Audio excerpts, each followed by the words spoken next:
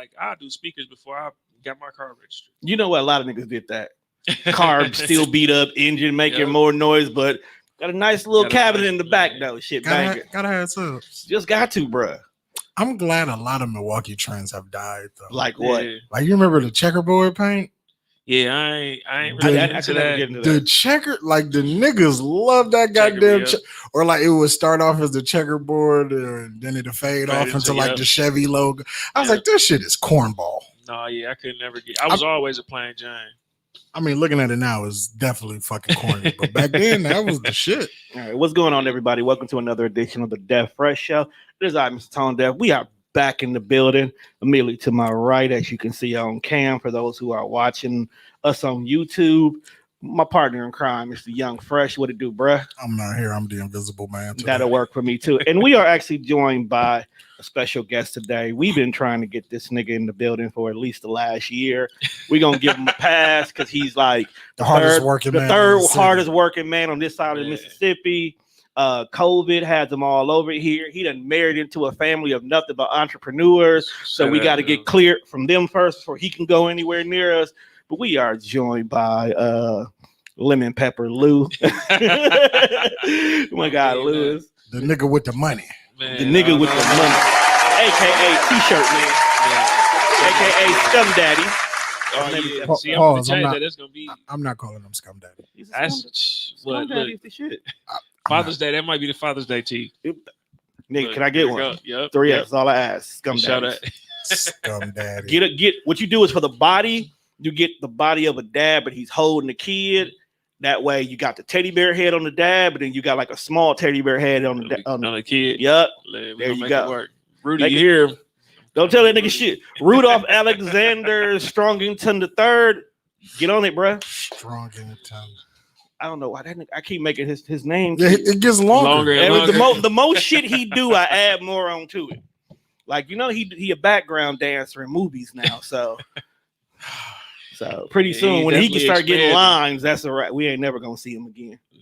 It's pretty accurate. Like Rudy gonna end up being in like some high school show from Canada or some shit like that. Yeah. We'll never see him again. Never gonna see him again. He gonna be that black superhero. I anticipate on the day that I never get to see my friends again because they all went off and made something of their life. Right. Just don't be that friend that like we supported you, but then like you fucked up your own career. I can't even know. Next thing you know, camera crews in our city. How do you feel about the fact that Juan strayed down the path? Like, dang, VH1. He was always such a good kid. Oh man, I can't be on Has-Been television. Has-Been what? What was the name of that show? It's like the Where Are They Now, but it was something else. I know it was behind the music. They did behind the music. Oh, and it was another one though. We could do behind the pod. Behind the pod, yeah. Ooh, speaking of behind the pods. You know what the first episode gonna be? What would it be? The Joe Budden podcast. Facts. We got to let's go ahead and let's just jump out the window. Now, the good thing about this is everybody in this room pods in one shape or form. Right. I don't know, Lou Busy. You still pod? Man, we trying to get that back together now. We talking about coming back and making getting back to the most known every day, but it's tough, man. We got 2 of us here in the city and 2 of us in 2 separate cities. So we trying to everything virtual and it's hard. We coming back though. We got a couple of pods here on TDR that do the same concept. One here, one there. And when I tell you, they struggle. Mm-hmm. It is not even the content. It's just trying to keep that consistent energy like they used to. If you're not in the same room, it's kind of hard. Right. I feel like doing virtual pods is the equivalent to, all right, I'm finna drop my 16 and then I'm gonna send it over. Like the energy just ain't the same when we not in the studio together. When somebody in the studio with you, it'll make you rewrite your 16. Right. Man, you see how he in there right here. You know what I'm saying? Right. He didn't even say nothing, but you saw all that energy. He was with the shits. No. Cut his shit. Cut it. Like, fuck, he shit can't go. Trying to fire niggas already? I mean, they be doing that shit, bro. Like for an example, like you go into the studio, but then your boy, who you know he kind of rap, you like, hey, go ahead and spit some bar, and his bars be harder than yours. You don't want to put that nigga. I've definitely like listened to a nigga verse and went in the corner and was like, nah, I'm good. Let me Let me change some Some of words. this, I don't like how he said that. Right, it's just better. But catching getting in a box. I ain't I heard about the Joe stuff. I ain't really listened to it all. Like that's how crazy the last couple of days been for me. I heard about it. I mean, you couldn't help but to hear about it. Like between Portia and her, fucking on somebody else's ex-man, which honestly, I don't see a problem with that. Y'all divorced, who gives a fuck? But the Joe Budden women shit, give a fuck. Apparently they do. Yes. But the ones who had the biggest issue, like, I don't think they know that we know that y'all kind of been like sneaky linking with other people's men too.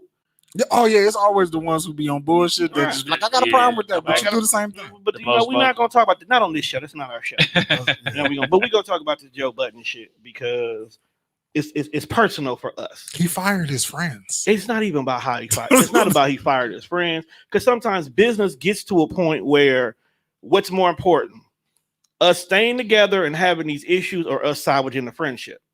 So, like, if me and you got a problem and it's starting to spill on the show, we might have to split up from doing the show to save the friendship. And I was cool with. I think I was more like, I didn't like how he did it. And that's what I'm hearing. I think nobody did. I didn't hear the thing. I just heard a lot of like how he did it. And he really went on like. You ever listen to the Joe Budden podcast? Yeah, you more. Like, sometimes Joe can, run off and go on a tangent. Next thing you know, you've been listening for 30 minutes and this nigga been yelling, but it's been entertaining. So it was like an hour portion that, he explained everything and, what happened and where it was going. And then he fired niggas, like, on the pod. Like, as he's recording, hey, you two niggas are fired. You're not welcome back here. Or did you forget to include the fact that they were not there at the time he did? Right, they weren't even there. Yeah, so you sent niggas on vacation, came back and fired. It's kind of like saying Juan is sitting here at the table by himself. He had Tommy come in. Tommy hits the record button, go mind his business. Juan sits here and do a whole show as if I'm here, talking to me as I'm here, but in the process, telling me I'm not worth what I should be worth and firing me at the same time. So the biggest issue was the two cats who you have the biggest issues with, that you had to fire them, are not even here to represent themselves in that moment. And it's all because of the value that you felt when it comes to who brings what to the table in this podcasting game. Now, even though this is not the reason why we want you to join us, we want you to join us because you're the hardest working man we know. It just happened that this topic hit right here, and you being a podcaster, even though you on vacation right now, because shit, Lord knows we need one. You understand how important it is that your peoples and everybody has their voice when y'all making decisions. Because it's like with four of y'all, right? Yep. So definitely y'all not gonna be on the same page no matter what for everything. No. You can't be. Not when you got more than three people. Hell, shit, two people can't be on the same page. Yeah, it's you know what I'm saying? Me and this nigga argue all the time. It's just be us two. But the fact of the matter is, we all know that podcasting doesn't necessarily make money if you don't grind to make that money. Right. Like if you don't, now don't get me wrong, podcasting now has put a lot of pieces in place where we all can get paid. Apple just recently flipped their whole service where now you can monetize directly from Apple. You can take what people are using Patreon for, and that's immediately now in your Apple podcast setup. So you can have your basic episode that you want to have free, then you can lock your bonus episodes behind a paywall.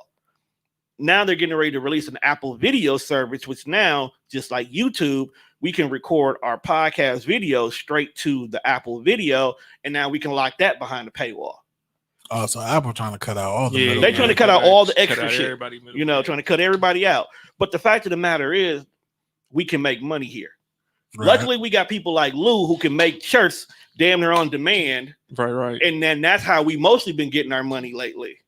Yeah, the merch is a big thing. But we had the same kind of, I think, discussions and everything like that, especially with it being 4. And at one time, it was 5 of us. Right. It was like for that, like we wanted to do it. It was fun. But for me, like, I got to be able to justify time. Like for me, time really the only currency. Right. And so if I'm not like working, I'm trying to spend as much time as I can with my family. Right. So if I'm taking time away to do that, this got to yield some type of benefit for me, So when they be like, oh no, it's just cool, we just kicking it. And for me, I wanted to see progress and stuff and be like, hey, all right, cool. This is making this, or we making some strides to do this. And I think we all kind of felt the same way. But like what you was talking about before, where you might have to just kind of slow down on it to make sure that the friendship is there. That was what was most important to us, I think. And when we took our break and we slowed up, it was because, we got a group message that was us, and that turned into a pod. But then the group message started not even being, you know what I'm saying? And nothing in the group message no more. And I'm like, nah, let's slow down. We take a step back from that. Now our group message back doing what it do, and we can have conversations about bringing it back. Because I know them group messages can easily turn to a topic quick as fuck. Oh, that's what it is. We remember, that's how it is. It's probably the same way. Save it for the show. Save it for the show. I hate when he does that. Man, what? I hate when I do it because he be in the middle of a thought. And I'd be like, dog, this thought is dope. Like, bro, what you saying is dope. And I know you well enough that you're not going to give the same energy, hell, even the same answer when we get on air. So like, bro, save it for the show. But like, if I'm in the middle of the thought, you got to let me get it out because I'm here now. I've already started talking. See, and it's tough though, because I understand like both sides of it. I'm in the middle of something one time, and I'm like, no, I gotta get, and that's how I am just as a person. Like, I want to let me get this off first. Right. But like you said, if that energy, or when you do that before the show, you give a person that part, he might change your mind. Right. In the moment, like that's good content. Right. That's what I get on them about. Like one is the spontaneous. I'm the organized. So if we gonna do a show, I might have like 7 or 8 topics laid out. I might have a couple of stories, and I'll weave it in our conversation. I can't tell one shit ahead of schedule because I'm not going to get the one that we all love. Like, we had this conversation in the car while we come in here, we talking about it. One was giving me some dope ass shit, which I know for a fact he's not going to give it the same way. I didn't get in depth though. You didn't get in depth, but you get it. Now, the thing about it is with the whole situation, me and Juan are co-owners of this network. Like, the wall behind us, minus one show, we're 100% responsible for. Right. So technically, we are Joe Budden in regards to that. So I get his point of view, but you are a show with 4 people, right? Mm-hmm. And this is why I want to ask you this question. Most known. Nigga, y'all need a new fucking name, man, because y'all known now. So that's like when they was like most known unknowns, I was like, who is that? Man, it was like MK. I don't know. It might be scumbags, but it's just I'll listen to a bunch of scumbags. Yeah, see how they work. Because it started from we was just one of them, like y'all said, like my wife said, like y'all not unknown anymore. Y'all not. It's like people know who y'all are, right. But it started from, how people just be like, Lewis, and they be like, I don't know. You have to see him by face, and then they'll be like, oh yeah, I know him. It's just I just like to be out the way. I never like to be in the spotlight or be like popular. And you know what, bro? First time I met you was actually physically met you was at one of the ugly sweater parties, and I'm like, that nigga stuck up. Oh, see, I get that a lot. But then I think like later on that night, me, you, Tori, Tony, we were just all in a circle chopping it up. It's like, you know what? That's probably one of the coolest niggas ever. I've had that perception about a lot of niggas that do pods. Right. Straight up. It's like, I just like, you see him on Facebook. It's like, Lewis might not be my type of nigga. Yeah. Like, it was funny when I was like, who was that nigga? And they was like, oh, that's Lou. Most no. Rachel's husband. Yeah. I know, dog. Now I'm so happy she not here, man. That used to be such a big thing for us. Whether it was Rachel's husband or Lewis's wife, like we would be there. But everybody know that. They're like, man, well, that's how I remember, because it was just, I like to be out the way.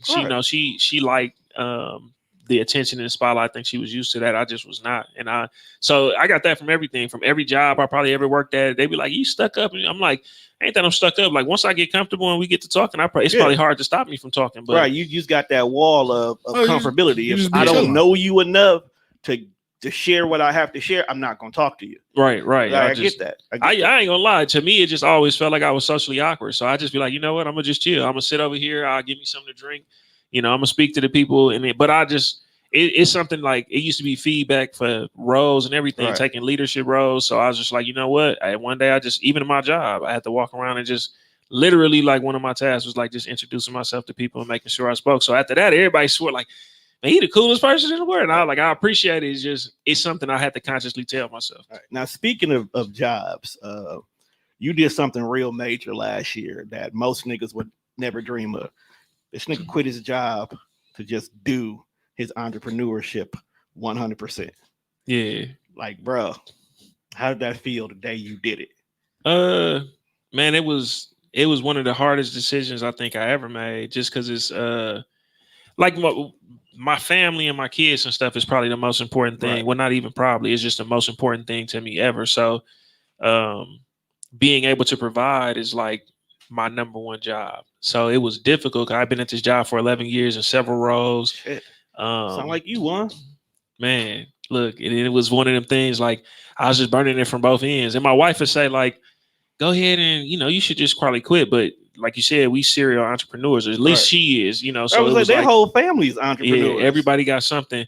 So for me, it's like, she was afforded to be able to, she started business and kind of I always had a job. I had insurance, everything, so we can make it work. So I'm like, if I stop this, like what's going to happen, And it just kept going and going. And I'm like, you know what? I told her, like, in the summer, by this time I'm taking my laptop.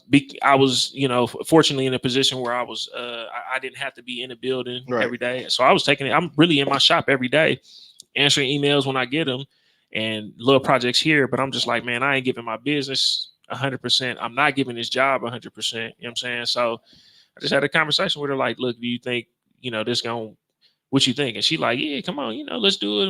And I'm like, all right, I'm gonna go ahead. And now I'm gonna be 100. I don't know how I was doing both of them at the same time. It's difficult for me to do this by just as it is right now, because it's how rapidly it grew. Right. And I was nervous just during the pandemic, because the most money I was ever used to making was summertime stuff, and I'm doing family reunions and stuff like that. When all that stuff was out the window because COVID. You know what I'm saying? But it picked up for everything else. I think everybody started finding whatever they was passionate about. And, you know what I'm saying, a lot of that transitioned into merchandise. And it kind of helped. Put it on the shirt. Yeah, put it on the shirt. Come on. Like, niggas found one word. COVID-19 definitely birthed a lot of businesses. Yeah, right on. I hope so. Everybody got them PPP loans. At least somebody got to do something positive with it. And legit businesses was tough to even get them, though. Right. It was tough for them, or they had, like, the amount that they was trying to, I'm just like, man, because it was people asking me, and I was like, for the people who did it, I know people who did it who got, real deal businesses. I know people who was scamming and doing them. Like, my power to you. I didn't touch it, Brian. Shout out to Baby Blue from Pretty Ricky. I seen this post too. That's wild. That nigga went like, fam, he went and bought a Ferrari. With his PPP? With his PPP loan.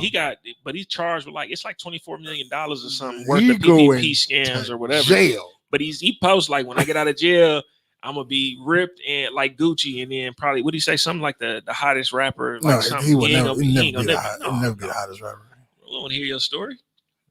I mean, you never know, bro. Folks is quick to buy the rights to a lot of dumb shit, bro. What? Look, somebody is booking these badass Amazon Prime movies. Okay, no, these storylines are coming from somewhere. You might not get the $1 billion deal that you might want. You might get a couple of thousand. Somebody keeps hiring Biggie Smalls. Shout out to my cousin. Shout out to Milky Clothing, because he really rock with him. I know he's talking about. So he got a bunch of his clothes on. Right, like dog. Every time I turn around, this nigga's in some bootleg movies. Like, bro, strive for something better. I get it, nigga. This is your lane. You comfortable, but bro. Hey man, I don't want you to be known as the greatest B movie lister ever. The nigga who played Tupac will never get a normal role. He said that too. Speaking of that, I was watching something on YouTube the other day. The nigga who played Franklin Saint, dog almost got the role of Poe in Star Wars. And what happened to that? Could you imagine? The nigga playing Franklin being dude from Star Wars? Yeah. Not now. Like, they boys. Like, they like legitimate boys. He was like, yeah, my buddy went there. He went for this. I went for it. I almost got it. And they end up calling him back, and he ended up being Poe. So when his agent said, hey, they got this role about this drug dealer in California, he was like, what?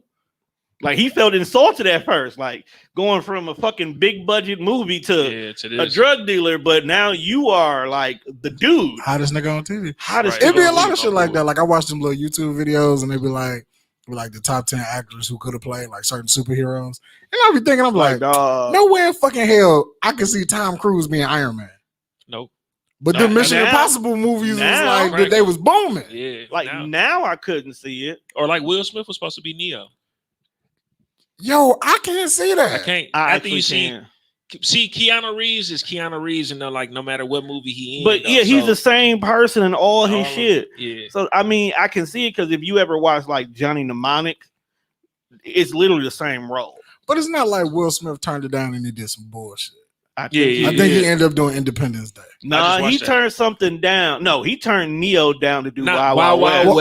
It was Wild West. Oh, okay, that's Wild West. I think I remember hearing he was talking about it. He's like that is his biggest mistake ever in his career. What made Wild Wild West look appealing like on paper? I gotta know. But no, he said it was the storyline of Matrix that kind of threw him. Just imagine like you what did he say? Something like alive, but you're not really alive, and you sleep and you're the thing. And just like he could. And then his wife ended up being in the his wife ended up being in it.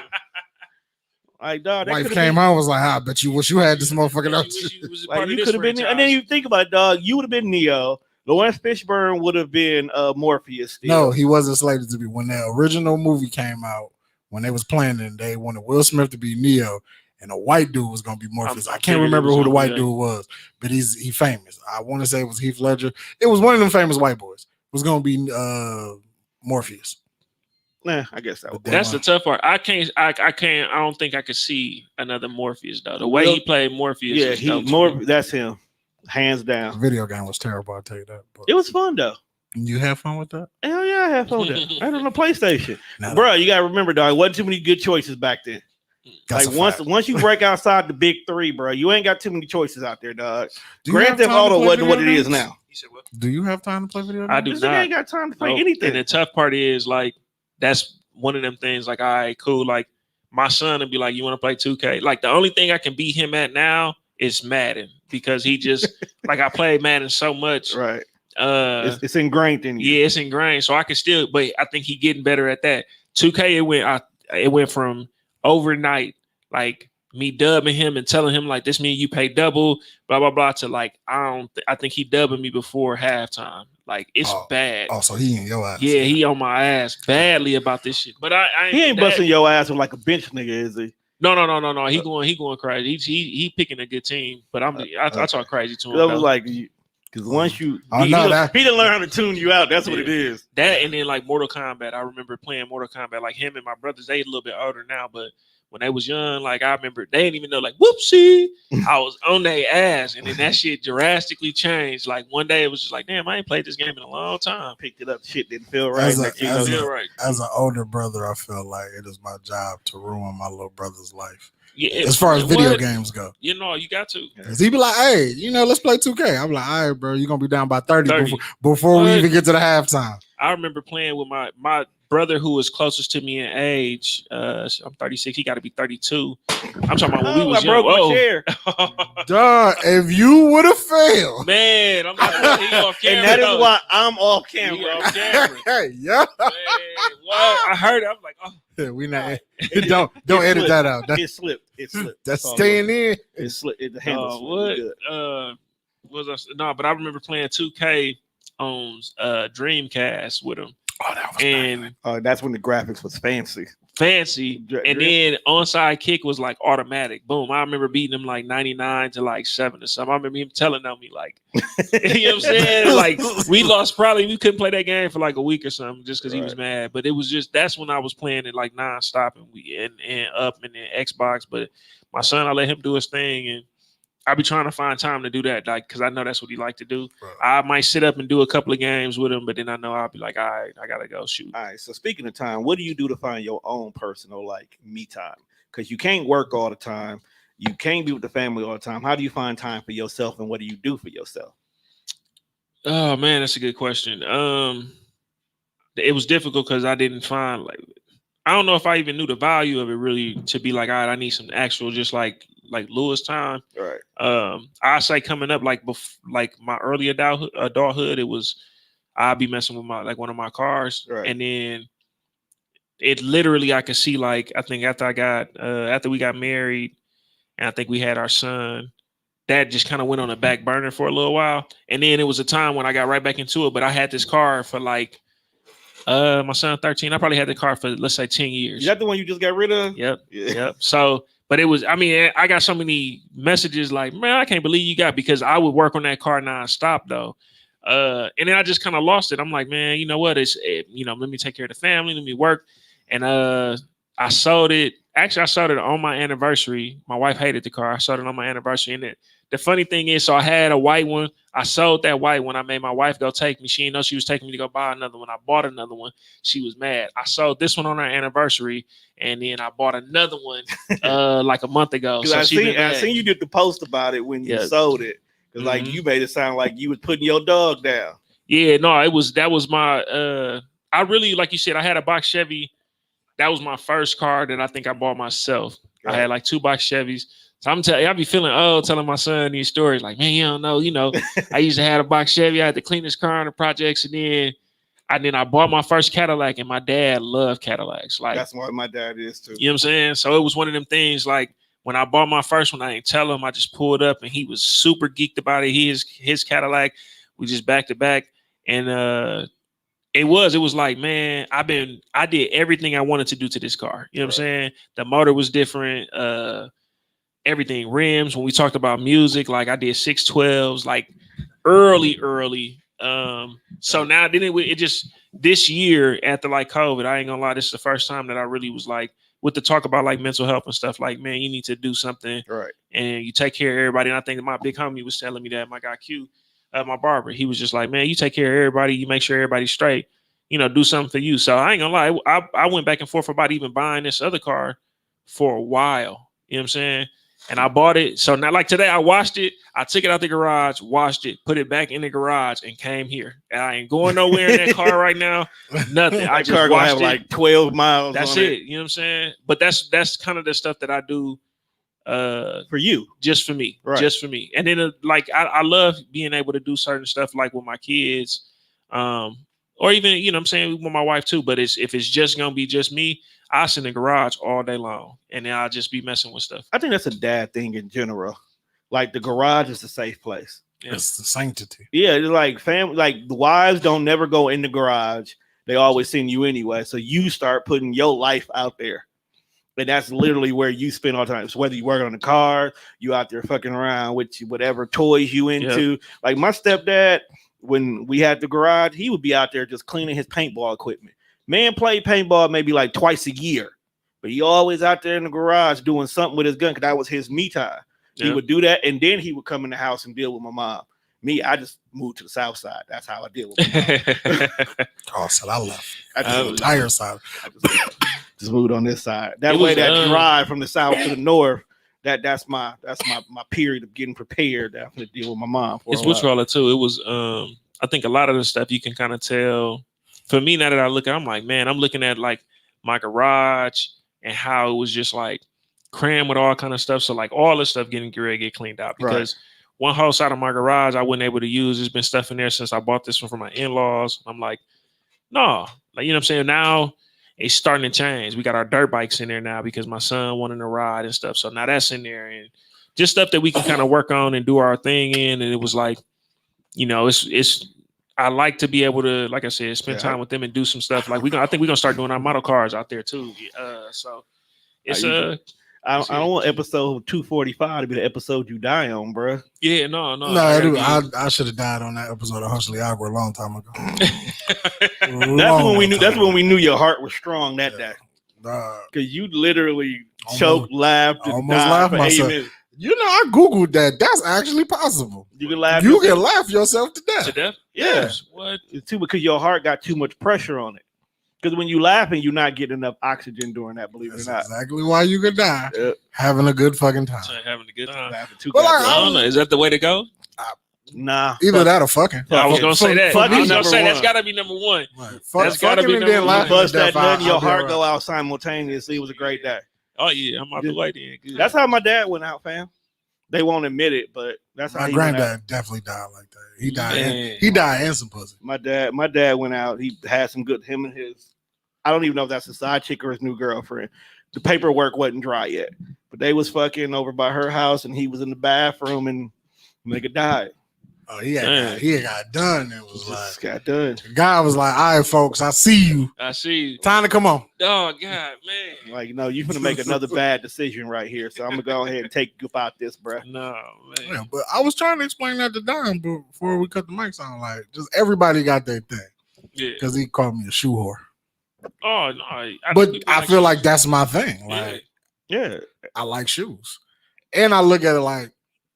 My mom, like I wasn't broke as a child, right. But I had the kind of parent that was like, you get the necessities. Like if you get a new pair of shoes, it's because you need it. All right.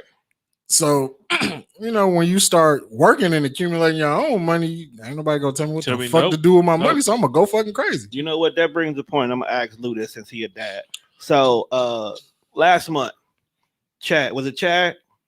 About? Chad Johnson there was a post about Chad Johnson where his daughter asked him to buy a pair of Yeezys, and he was like, I'm not going to buy you a pair of Yeezys. If you want these Yeezys, go to work, go get a job. The internet went ham on him because they said, nigga, you got all this money, why are you making her go get a job? How do you feel about that particular situation since you got kids yourself? Yeah, no, we'll be on the same type of time. Like, it'll probably be people who will say the same thing about my son and me. So, as far as the sneaker stuff go, like early, it's the same kind of situation. We wasn't broke, right. But my pop's like, man, look, like, I'm just ain't gonna be out here buying you sneakers because you want them, especially if you at the age where you still growing. But no.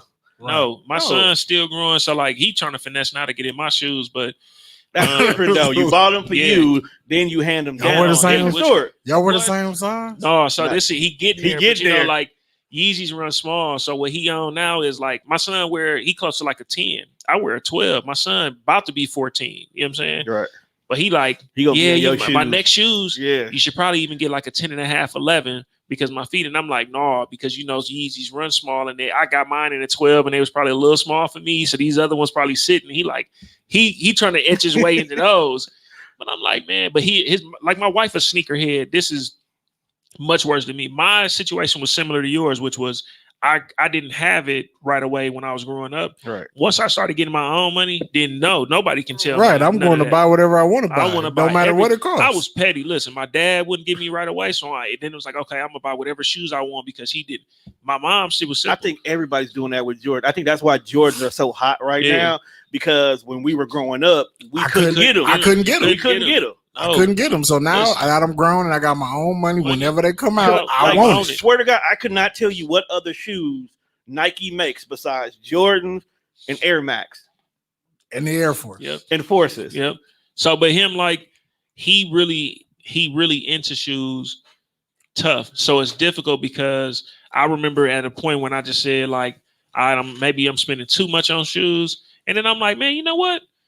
Matter of fact, until I met my wife, I never wore Adidas at all. I only wore Jordans and Nikes because I got to that place like, nobody gonna tell me what I can buy now. I got my own money. Well, I started seeing like, man, I can get these ZXZs for like 80 and do whatever I want to do in these. And they got all kind of colors. So, but it's difficult to tell a kid like, look, you can get these shoes and dress these up and you'll be cool. He just like, no, this is what I see. So I said, okay, you know what?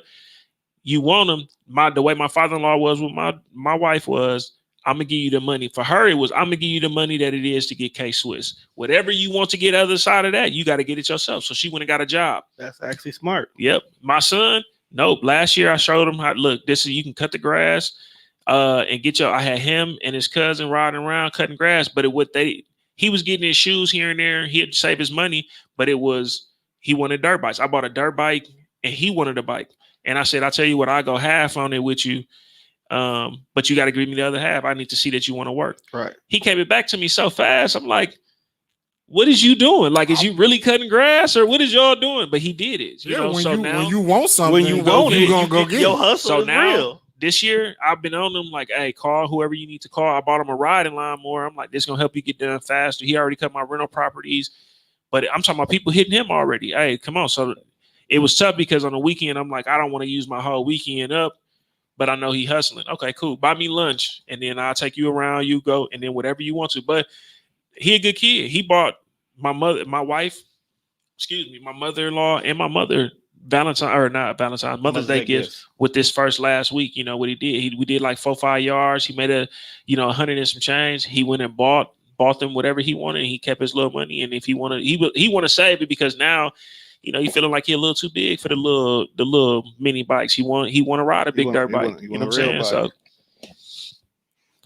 And I think that's all Chad was really trying to. Yeah, we all know teach his kid, because I feel like when your parents buy you something, you don't value it as much. Not at all. So you gonna run through them shit. You gonna fuck them up. It's like, mom's gonna look out. Pop's gonna buy me some more. But when you gotta go get that shit out the mud, you look at things a little different. Because it's like, I had to buy that. I had to work. And I think a lot of people who had a problem with that are either A, people who are still in that poor mentality, or B, the other end of the spectrum, who can get whatever they want whenever they want from their parents. Like, you don't care about how well your shoes are because daddy's just gonna buy you another pair anyway. Or your mom's, because I hate to say this, you get them single moms who raise their sons like that's their man, and they get their kid every single thing they ever want. Like, yes, he's a handsome little 2-year-old, but why is he dressed like a local drug dealer? Yeah. Because they be living through their fucking kids. They fucking retards. You see them two out there, they look rough. You want to know why they look rough? Because I let them be fucking kids. Yeah, they kids. I don't like, I can't do it. Like, my wife, even though she loves sneakers or whatever, she was always like, it wasn't like super expensive stuff. And I just can't, I could never get into it. I only get dressed because I know she like the rest of that stuff. What? I'm silky. I'll be silkies all year long. You know what, bro? The pandemic has turned me into a sweatsuit nigga. What? You not wrong. I swear to, if I can go to work in jogging pants, nigga, well, when I worked at Walmart, I did. Bro, my classic closet is like every color in sweatpants now, bro. Yeah, bro. If I could just work in jogging pants. I put jeans on the day. I bought these jeans 6 months ago. They still had the sticker on it. Jeans are uncomfortable. They are. When you don't have to wear them, you just like, man, dog. Like, this is the most restrictive pair of clothing ever. Man, I just was trying to. I be trying. I'm like, man, it's just, even when I was working still, and it happened in the pandemic, and we all working from home and we virtual. I just want a clean shirt on. I don't even really care. All you really mattered anyway. That's all the camera seen anyway. Yeah. I wish I could work from home, but you do it. Man, it was unfortunately you can't cut deli meat from the crib. No, you can't. I would question where that meat came from. What? Like, you cut all in the crib and you pull up at noon with like 3 stacks of meat. I don't trust you, bro. No. You don't want the homegrown meat? Pause. Big pause. Ain't that a whole section on Pornhub? Probably. Freaky ass people. Right. No, Pornhub's so freaky. Speaking of, before this nigga go down this rabbit hole, let me catch this nigga real quick. Because I was almost there. Yeah, you were there. What made you actually get into the t-shirt game out of all things, though, bro? Because, like, let's be honest, everybody sells t-shirts. Right. So what made you get into it? My wife and I, we actually just talking, I think, while I was at work one day or whatever. So we really almost like polar opposites, like with a lot of stuff. But as far as t-shirt stuff goes, she wanted something like kind of more flamboyant and stuff. I'm just like a real easy. I like words. I just like something simple. But we just kind of talked about it back in the time. I think it's like 2012. We just like, let's start a t-shirt line. And I'm like, all right, cool. You know, we get to bouncing names around. We end up settling with Fame. I remember that. Yeah. Which at the time was like, fuck all my enemies. And then I'm like, this ain't gonna transition well for everybody. So then it was, I don't even think it was forgive all my enemies or something close to that too. But it was just that. And this is I think my thought process for anything was like, once I started paying for that and figuring out how it worked, I just want to cut the middleman out of everything. Big facts. You know what I'm saying? So that's exactly how it started. Was I sold like 3 or 4 hoodies and some shirts. And one day I went to work and somebody said, oh, that's your brand? I didn't know you screen printed. I'm like, I didn't know what screen printing was. I'm like, what is that? I Googled it. I think while I'm at work that day, I Googled it. And then I ended up just looking up on like Craigslist something. And somebody had like a 4-color press in Chicago. And I'm like, you know, if you take X amount for it, you know, I'll come get it right now. He said like, all right, cool. I logged off my phone and went and got it. And I ain't understand nothing about the science behind it, or none of it. So it was just I knew what I wanted to print, and man, the stuff back then was so, so crazy. But it little stuff like I like to be a part of like creation. Excuse me. The stuff that was valid for me was them original shirts that I did before any press or anything. I used to have to cut out like a stencil. Oh, had to cut out each individual letter, everything, and I would put it on and do it. So it'd be like 4 shirts, and for them they'd be like, all right, cool. Like these all shirts look the same. For me, I knew like each one of them was different. Maybe I had to cut this out a little different. I had to do. It was just interesting to me, and then I was tired of paying people to do it for me, and I never intended on printing for other people. It just ended up being people would be like, hey, can you do this? So listen, I didn't. For everybody who you know what I'm saying was shopping with me when I messed up everything, you know what I'm saying, and showed me love when I was really getting it together, man. I appreciate y'all because I just messed. I ran through that one shirt with the crooked E. That's the one that's gonna be worth like $100,000. I feel you know what I'm saying. That's because of the crooked E. I'm telling you, bro. That's that. You know that irregularity is what people be buying. I got a whole line. I'm finna drop this irregular to be 100. I was just in the shop working and doing too much and cut all the scumbag. It says, Scummy Bears. Every one of them was backwards. So I just didn't use it. And I'm like, man, it's too much vinyl. Like, you know what I'm saying? Right. It's too much vinyl that I messed off on this. So then I threw it on the shirt a couple times where I put one regular, one backwards, one regular, one backwards because I had cut it wrong. And people ain't know. They just was like, all right, cool. I just saw one today. So I'm getting ready just like, you know what? Did you put that on Facebook? I don't think I saw that. I didn't. Nope. I didn't do it. I just wore it one day and then somebody just hit me and said, hey, so-and-so want, like I got somebody who want a shirt. Do you have this color? And it was the color that I messed up on. So I said, you know what? All right, cool. I just smacked it on there. I added the ones the right direction. And I was like, let's see how I go. And people like, if you didn't tell me that this was the wrong way, I just made it look like it. They just they just made it. They think that's the way you trying something new. Yeah. And that's the cool thing about like content creation or just creation, period. You can try new shit. If it sticks, fine. You never know. 2-3 months later, somebody wants just that uniqueness of it. You know what I'm saying? Yeah. This one, I mean, it's like even with like the content creation, I'll be like honest. Everything for like fame was majority of that was all my wife's creation. And it had traction. It was cool. Scumbags was something that we talked about on our podcast. And it was just a play on words to say like Scummy Bears instead of Gummy Bears, or Scummertime vibes instead of Summertime vibes. And that's the first thing I actually pushed, that it was just like me and like us playing around with, and it stuck. Hey, so I got an idea.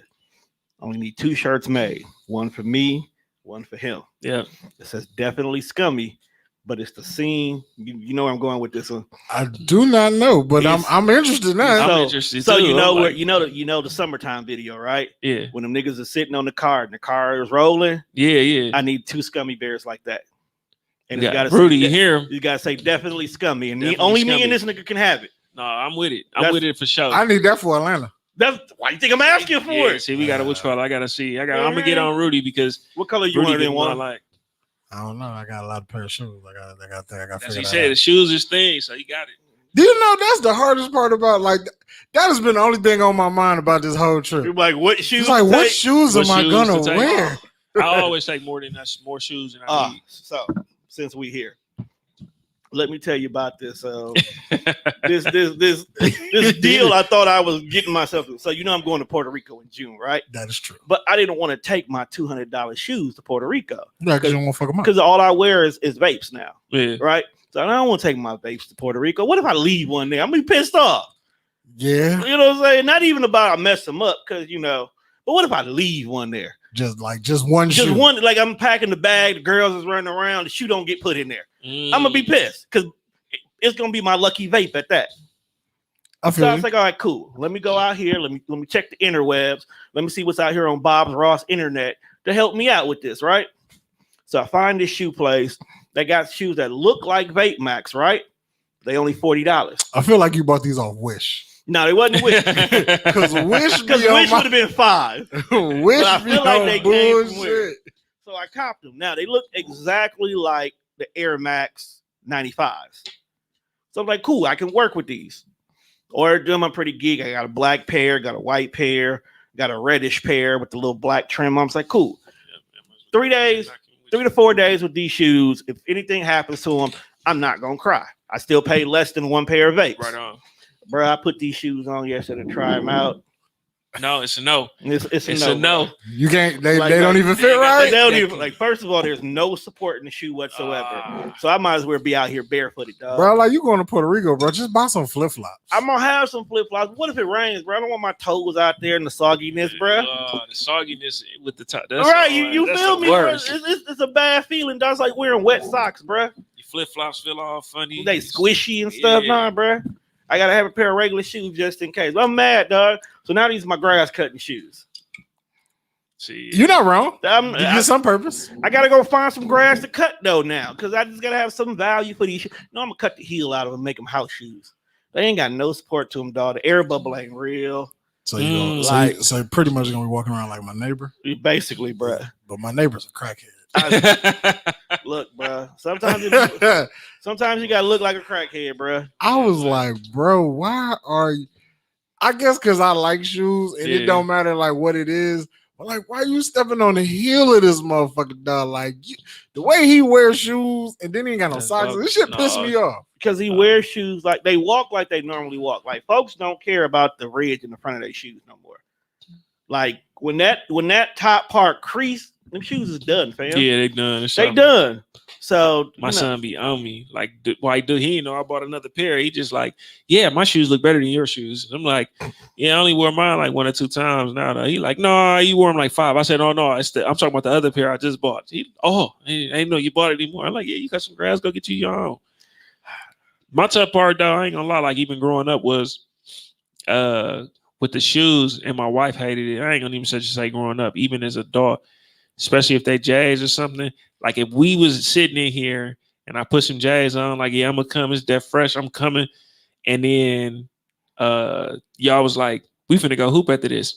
I would just go hoop in the shoes I had on. And she'd be like, why did you do that? I feel her why on did that, you dog. do that? You supposed to keep your hooping shoes in the car at all time, bro, so you can make that swap out. I feel her. Like, I don't know what dawns you as a sneakerhead, but like I be trying to get my little brother to understand. Right. He don't value nothing yet, bro. You got to remember, your little brother is the person who moms will get me whatever I want anyway. So they don't value what they currently have. We weaning him off that because he does work. Now he works now he's understanding. But like, because I'm the type of nigga like I still keep the shoe inserts. Yeah. So when I take these shoes off, I'm gonna put the shoe insert back in, and I'm gonna put them over because back in the box, back in the closet. You got the plastic one or the wooden one that you can adjust. No, it's just the one that comes with the shoe. Yeah. But dog, like he kick his shoes off and throw them motherfuckers around the room. He can't find the box. The baby that tore up the motherfucker. I be like, bro, what is you? And it just like I walk in his room, look in his closet, and it instantly pissed me off. Yeah, my son, his be all over the place. But we bought him like the little shelves or whatever for his shoes, so he got his in there. But it's just like a clear one where you pull it down. Oh no, I ain't get that fancy. My cousin, I got a cousin. He got like a whole room both sides. It's so funny because he a little older than me, but his son just coming into adulthood, so he got like 2 walls full of shit though, like I feel you. With like shoes, you know what I'm saying, like the good shit, and then it's a mirror right in the middle, like in the room, like if you put them on, right, and right on top of the mirror is a fucking camera. When I went in, he showed me. It takes a picture of the fit. No, the feet. It's the shoes. It's just the make shoes sure only. his son ain't taking his shoes, dog. Oh, that's crazy. Right in the corner. No, because right on top. my cousin who live in Mississippi, which threw me off because it's Mississippi. You go in his room, bro. He got a whole wall that's got all nothing but plastic bins with his shoes in them. But when you go to pick your shoe, the shoe come down, slide down, and it has the shoe right here. He has the mirror in the middle, but he also has like the Payless shoe store mirror too. So when he sits down, there's a mirror that looks right down at his shoe. That's so cold, dog. That you can see the shoes. I'm not that sneakerhead. And that's you. That sounds like the only thing. No, what I want is like I don't know if you ever seen this on the internet, but like it's a shoe box. I love but it's like it's the shoe closet trunk, but it's shaped like a Nike box or a Jordan box. That's all I want. Dog. That's all I want to build one for my wife, and I'm like, this is gonna be a project I start and probably don't finish. She once she know you making it, you gonna finish that. Man, what? I just want to buy one. I'm not gonna build it. I just said I'll just let me know how much it costs and where I can get one and who's shipping. As long as it ain't FedEx, fuck them. Dog, why you? I got somebody who work for FedEx and still fuck them. What's your okay? So everybody know what's today's day. Today is 13th. So last weekend is Mother's Day. Right. So it was a pair of University Blue 4s that came out like the last week of April. Yes, I'm starting to see people with them now. I'm kind of upset. So I kind of my mom is like, she got more sneakers than anybody in the fucking house. Like when I say we up at 8:30 in the morning on Saturday if some J's coming out, oh yeah, every phone in the house got to get the sneakers out. So I'm like, so I happened to get them, and she was like, well, how much I owe you? Because it came out of my account. I was like, no, we just gonna call it even because it's Mother's Day coming up, so this be your Mother's Day gift. So I timed it. I was supposed to get the shoes the Friday before Mother's Day. So I get a notification from FedEx because once you track the package, you can set up text message alerts. Yep. So FedEx texts me like, your package has been delivered. Then I get an email from Nike saying that my package is delivered. Now, it's the 21st fucking century. They have Ring doorbells. So I look from between 9:30 a.m. to when I get this email about my shoes, I ain't seen a FedEx truck on my block. Yeah. Ain't nobody came to my house but the mail lady. And shout out to the mail lady because she fine. She fine as shit. He lives on a one way, so the truck can only come from one. Right, you can only come one way in, one way out. So I'm like, these motherfuckers stole my shoes. Damn. And they gotta know what time it is. It's some hip little truck drivers probably. Yeah, but it's crazy though, because then the Flints that just came out, they delivered them to my house, no problem, the next day. So at first I was like, well, maybe FedEx just sending phantom texts, because I get them shits from Amazon, like they be like, your package is delivered, and then it'll come the next day because it wasn't on time. Yeah. But I'm like, okay, so I got my next shoes the next day, no problem. Like, dog, niggas done stole my shit. Are you sure it's the FedEx people? Yeah. And not one of your crackhead neighbors? No, he said I didn't see the truck. Nothing came. But I also hate the way Nike packages their stuff. So like if anybody order from Nike, like it's a brown box, but the packaging tape that closes the box, it says Nike. Right. So it's a giveaway. If I look at the box, whether it's shoes or hoodie, jogger pants, it's an instant come up if I'm hustling. Right. Because I know whether it's shoes or it's Nike's in here, it's Nike product. And being the fact of what day it was. Right. So for them, they probably don't even care. They just see it on there. But yeah, if they was really cold and being on some like, oh man, these just dropped. These might be them. That's sick. They took a chance. They just took a chance. I just didn't, man. Look, I ain't gonna like them because when I used to work out in Waukesha, FedEx would come to they come out there. They come to my job. But anytime I sent them something, my shirts used to come out there, and it'd say Vasquez Printing Company, and they'd be like, "We didn't know which building it was." I'm fam, this the address right here. Like. This is my, you know what I'm saying? So I had to take that off. I have that issue here with Sherman Phoenix because TDR is not officially on anything. Yeah. My shit be all in the building. Like it took my homegirl at Control C to actually label all the mailboxes and put mines below So Greedy in order for them to finally give me my shit. At that point in time, I moved everything to my address on the south side. Yeah. I feel safer over there anyway. I'm just finna start shipping shit to the FedEx store. Oh yeah, that's what I do with UPS. Like just go to the store and it's one on Blue Mile. I like my UPS driver. She be like, you want me to wait till you pull your truck around, or you want to? I'm like, oh no, I'll be right here. My UPS driver always look like they pissed that they be here because they deliver all the old folks. They shit all the time, so they don't even fucking want to be here. So when I get my box, he's like, here, nigga. Hey, I fucks with niggas in the brown suit. The UPS niggas be on time, man, bro. Take my shit to the store. I like UPS to be able to track your package real time. So I'm watching this UPS I hate that online. shit. I'm like, okay, cool. He 3 blocks away. But then I look again, he didn't went past and went somewhere else. So then one day he just at the end of the cul-de-sac for a minute. But then I look again and it said he changed. He really did. You know what I'm saying? He just updating his shit so he can look like he working. I had to pull up down there like, bro, you good? Like, you know what I'm saying? And he's like, oh, brother, I was stopping here. I don't care what you doing when you stop there, bro. Just give me my shit. Just give me mine. I'm right here on the corner, bro. I need that. So why the bear though? Like, where the bear come from? So when we said like when I started doing instead of like I'm like Scummy Bears instead of gummy bears, we was just I think it was just in a pod one day to be 100. Like we was in a pod talking, and I'm like, man, y'all scumbags, and they calling me a scumbag, and then I'm like, yeah, we got the Scummy Bears coming and there's something else, and then I just had an idea. I'm like, you know what? Maybe even if they just killing. So the original picture that Rudy did for me was this bear killing gummy bears. So it's a bunch of gummy bears, just all heads chopped off and all that stuff. So I put that out at first. I need that. Yeah. And it some people, oh man, that's cold. That's cool. Like even my people. So I was the one paying for the stuff to get done. But even my people was like, my pod was like, that's dope. And then I ain't gonna let I think the most traction it got was September. Day I saw my Cadillac, we was going to Chicago. I'm taking my wife out for my anniversary. And I had a fit on. I just put together, you know what I'm saying? Just this and something on the pants.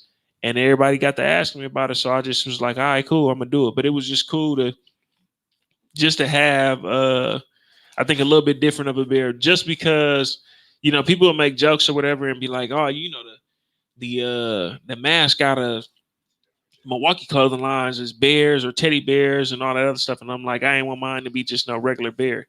Mine gotta be killing. You know how you say like, man, my shit gotta kill, or my stuff gotta kill this. So I just was like, you know what? If mine gonna be a bear, I need it to be a killer. Like my bear gotta be killing stuff. And then it just, it worked out this way. That's why the paid in full bear is my favorite bear. Man, man. That was one of my favorite things. Stephanie and Dukes have cornered the market on simplicity. Matter of fact, how did you end up being Priority's main distributor, bro? Man, shout out to Steph, man. Cause that's really how you really truly blew the fuck up. Yeah, it was. I had been printing, doing stuff here and there. I had just moved into a little shop that I was in, but me and Stephanie like super cool. She know my people.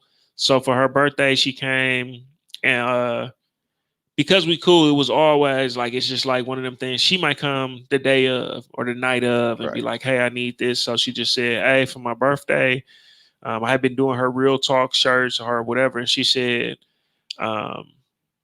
for my 30, I want to say it was her 31st birthday. She just said, for my 31st birthday, what I'm gonna do is, or my 32nd, I'm just gonna have something that says, make your basically priority. It was just simple. Again, I like simple. Right. She came in with 30. She gonna hate me because I think she's 30. I think she's 33 now. So 32 shirts. And she said, I'm gonna do these 32 shirts for people. And it's gonna stand for basically, this year I'm making myself a priority. Y'all make yourself a priority. And then I'm not gonna sell it no more. And I was like doing it, and I said, I like simple stuff, and I think this might be cool. You might have to maybe do more than these. You know what I'm saying? Just see what people gonna do.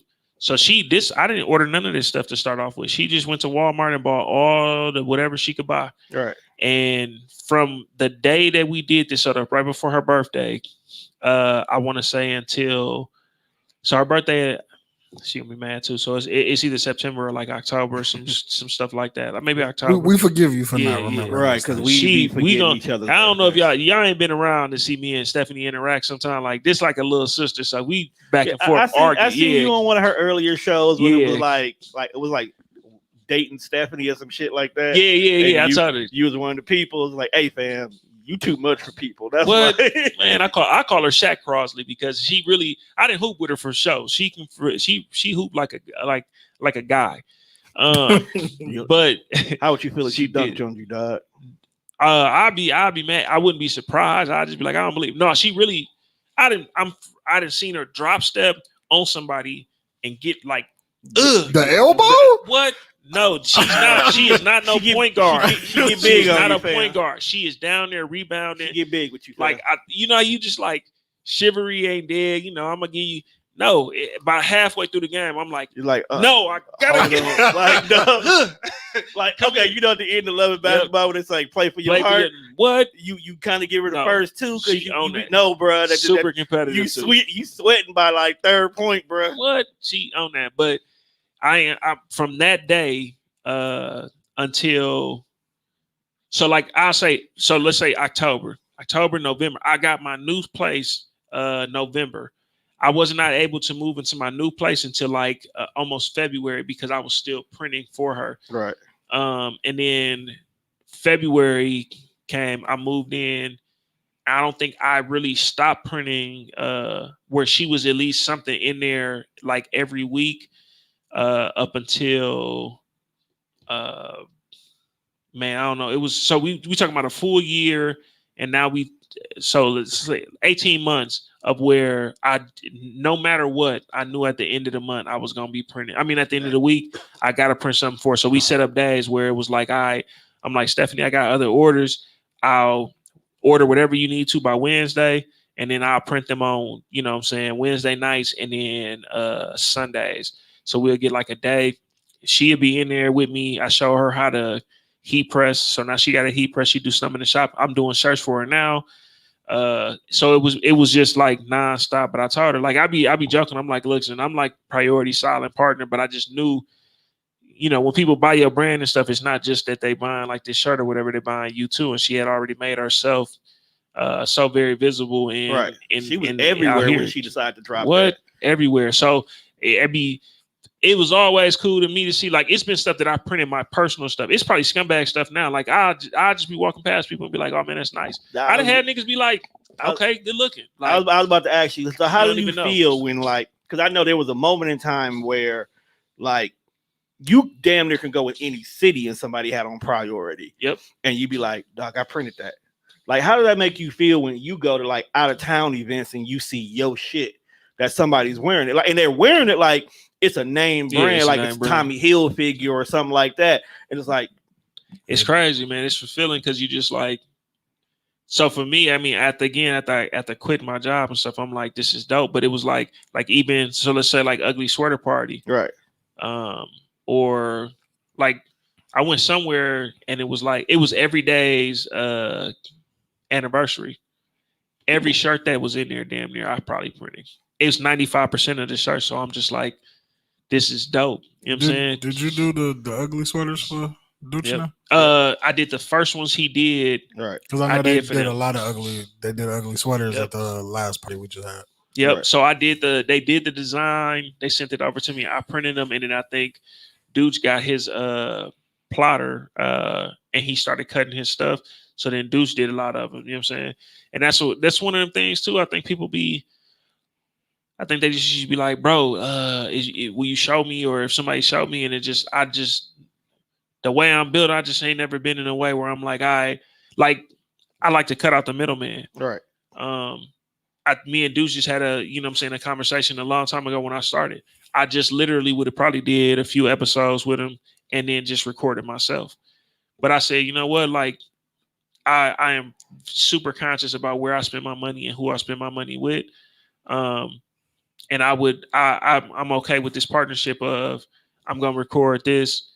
I'm getting my money back from recording anytime I do it because I was printing shirts for them. Right. And then he learned how to print his shirts. It's still cool. We end up doing a collaboration. Like, I'm happy he learned how to do it. He had showed me how to do the thing if I want to. Right. You know what I'm saying? So it's just one of them things. I want to see people win.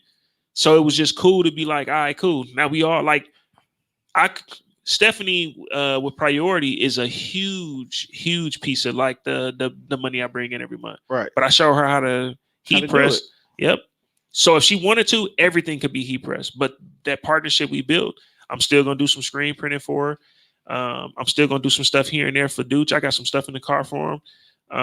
And we gonna go back and forth. I just like that we can all win together. Right. And that's the one thing I do like about the podcast community. Like, everybody wants to help everybody.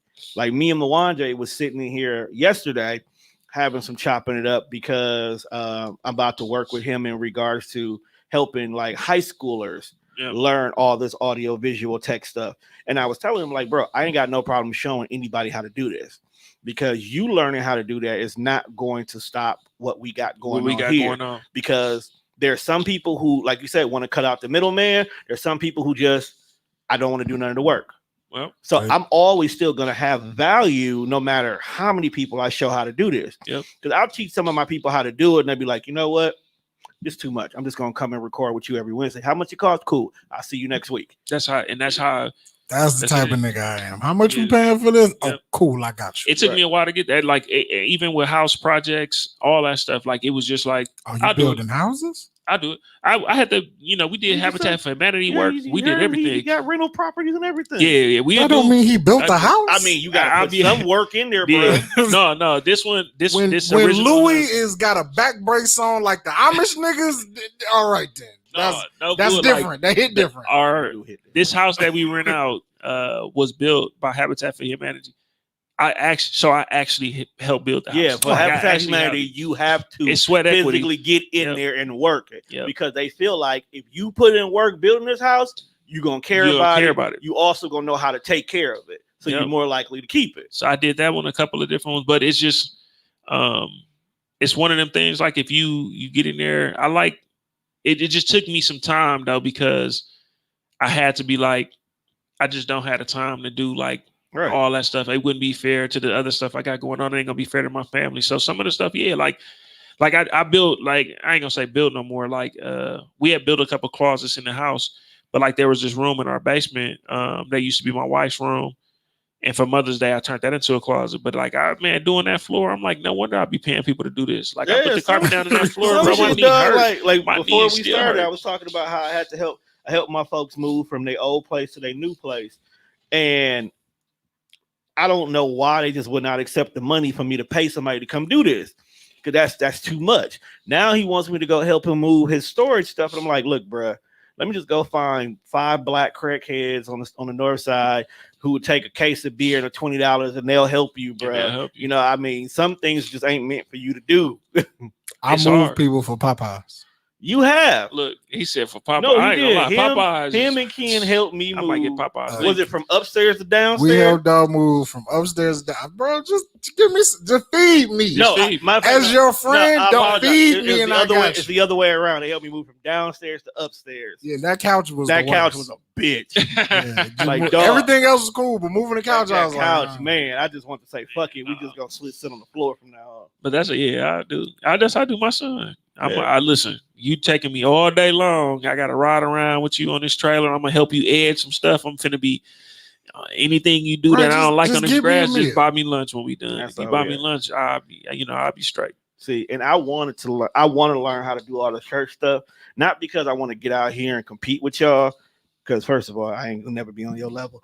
But I like me and Juan, we like to do weird shit. Like I would make this shirt just for me. I'm not trying to sell this shirt for anybody.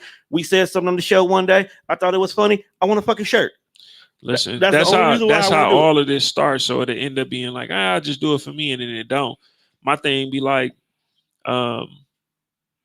everybody from any other race would still just be like, all right, come on, let's show each other how to do this. It don't matter if you eat. It's not really us competing, because even if we was competing, it's just like anything else. That just it's going to drive quality up, and it's going to drive prices down. So we just going to be in there together making money. It's so, listen, I got plenty of stuff in my inbox right now. And if y'all listening to this, listen, I apologize to y'all. I'm going to answer, or I'm going to try to get to y'all. I got some interns coming, but yeah, you need help. Right. What? You need an assistant. I don't understand. No, you didn't hear. He's an intern, so that means he getting the young niggas who hungry. Even if you just making shirts, you need somebody to answer. I'm trying to step away. It's my wife been trying to get us to do. I said, listen, if I could walk away, like if I knew that everything would be straight and I can get somebody to do this day-to-day stuff, it'd be cool. So like I ain't gonna lie, Rashad, that's the hardest thing to do, bro. Is on like the way he navigate now. He like, look, I'm gonna try to get you to do XYZ, which is cool. I'm not, I just don't have an ego to where I'll be like, no, I can't nobody tell me nothing. So whatever he trying to give, I'm gonna soak up the game and then do whatever. So I know it's gonna grow. I want to get people in there, but I'm like, you know what? If I can get people who look like me, especially like some young kids to start off, I wish somebody would have told me this earlier on.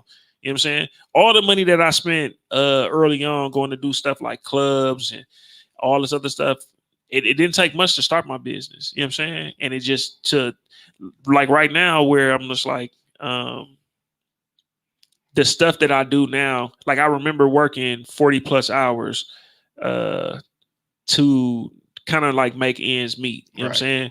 And then now it's just like, when I do feel like going, and I like you said, even what you do for yourself, like I'll be burning from both ends. I just knew I was like a workhorse. I go. But now I just like, listen, whatever I can get done in the day, I get done. Then the rest of the time I make sure I'm home to do whatever I can with my kids and be cool. You gotta learn to stay within your business hours. You got to, but man, listen, you'll kill yourself out here trying to do it. I don't mind whoever want to learn this stuff.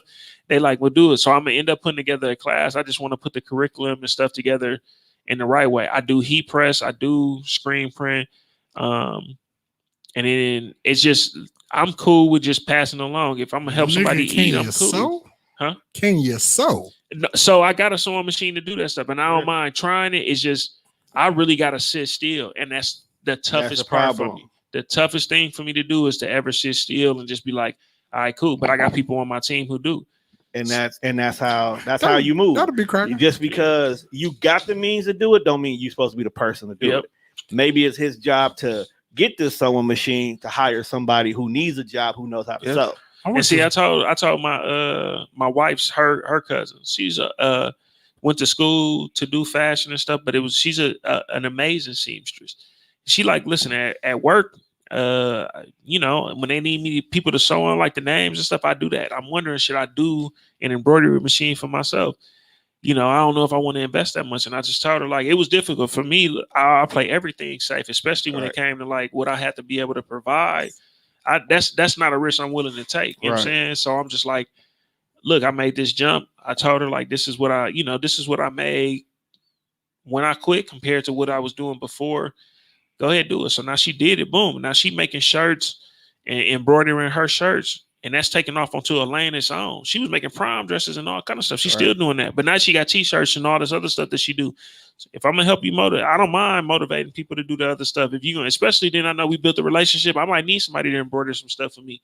Yeah, and I know that's who it's gonna be. Take this podcast shit and go be a cameraman. That way, you too can be recording your own porns. What? Wait a minute. I mean, I did want to do that at one point in time. You like titties, so why not record titties? That's very and get paid to record titties. That's very true. See, as long as I'm not a fluffer. And if anybody who's watching knows the fluffer is, don't apply. I mean, there's a lot of free fluffers out there. You ain't got to pay for nobody to do that. But anyway, if it's a dude. Some niggas is gay for pay, but that's a whole nother conversation. That's definitely Hey, but like, no, for real though. Shout out to Dooch and speaking of Dooch, dog, Dooch cornered the market on simplicity like a mug. Dooch is the reason why every day, like the word every day is just. Yep.